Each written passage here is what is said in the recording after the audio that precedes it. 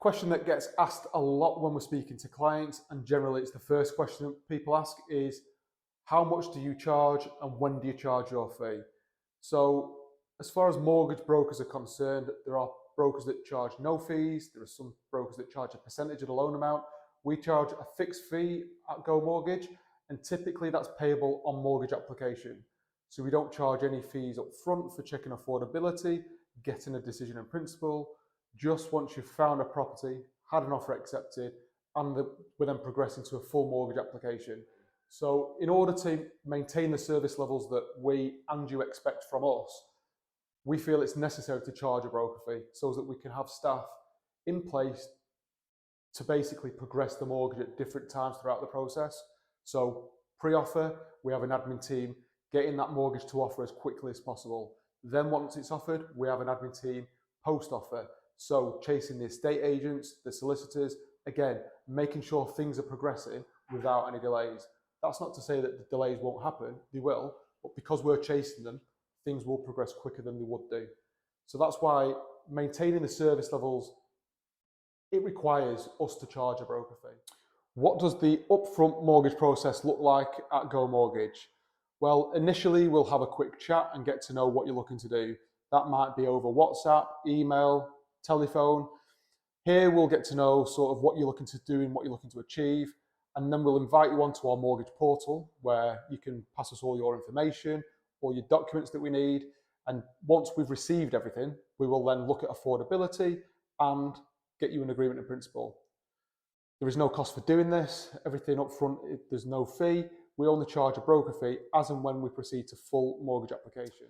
Can you get a mortgage if you're a joint applicant, or there's two applicants, and one of you's got a good credit file, one of you's got a bad credit file? The answer is yes. Unfortunately though, the lender is going to look at the worst common denominator. So if one of you's got a perfect credit score and one of you's got a colourful credit score, then the lender's going to look at the person with the adverse credit. That's going to determine the lender that you go to, the size of your deposit, even the interest rate. So the person with a good credit score doesn't make the person with a bad credit scores better.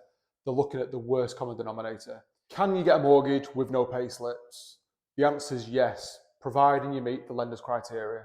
If you've just started a new job and you're yet to receive a single payslip, there are lenders out there that will work off a contract of employment or a job offer letter without receiving your first month payslip, providing you meet their other criteria.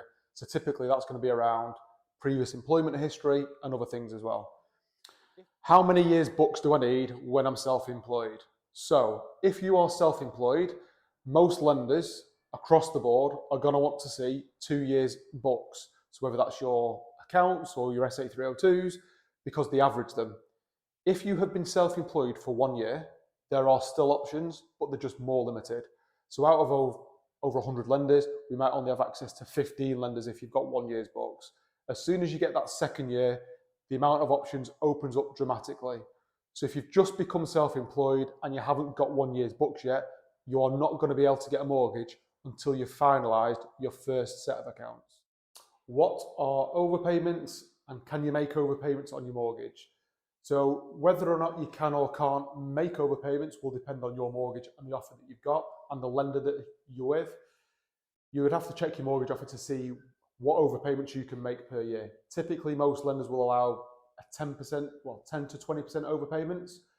Specialist lenders, you might not be able to make any. So it's definitely worth checking your mortgage offer before you start making overpayments because penalties could be paid. With regards to the overpayments, any money that you pay over and above your normal monthly payments are going to come directly off the capital, which is going to reduce your debt. There's no interest paid on that, so it's going to reduce either the length of time that it takes you to pay the mortgage or your total debt. That's what an overpayment is. Why is it important to check your credit file? So it's important for a number of reasons, and the type of credit report is also important, which I'll come on to. When you're getting a mortgage, one of the main things that the lender is going to look at to see if they should lend you money is your credit file, to ensure that you conduct yourself properly with any credit that you've currently got, and to make sure that there isn't anything such as missed payments or defaults or CCJs, because they're going to basically determine the lender you can go to. So any issues historically with your credit file could potentially mean you need a bigger deposit or you're going to have to pay a higher interest rate. The type of credit report that we look at is also important. So when you're looking at things such as ClearScore or Credit Karma, that's fine for keeping a general overview, but we use a multi-agency report called Check My File. The reason we do this is because it's checking Experian, Equifax, and TransUnion. So it's checking the three main agencies that the lenders are going to use. Nowadays, the lenders are using more than one. So it's important that we're seeing a full picture of your credit history. If you're just looking at ClearScore and they're just looking at Experian, there could be things on Equifax and TransUnion that are hidden from you. So it's really important to have a really good overview of your full credit report. What is a gifted deposit and can I use it for a mortgage? So a gifted deposit is a deposit that is coming from typically a family member. Has to be a blood relative for most lenders. However, there are the odd lender that will look at maybe a landlord gifting to a tenant or a friend gifting to a friend, but they're less often are lenders happy with that scenario. Most of the time it has to be a blood relative, so mum, dad, brother, sister, auntie, uncle, someone that is a relation.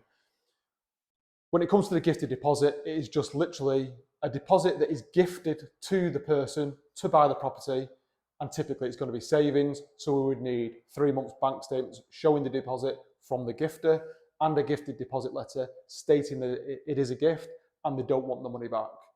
If you need help looking at your mortgage, drop me a message.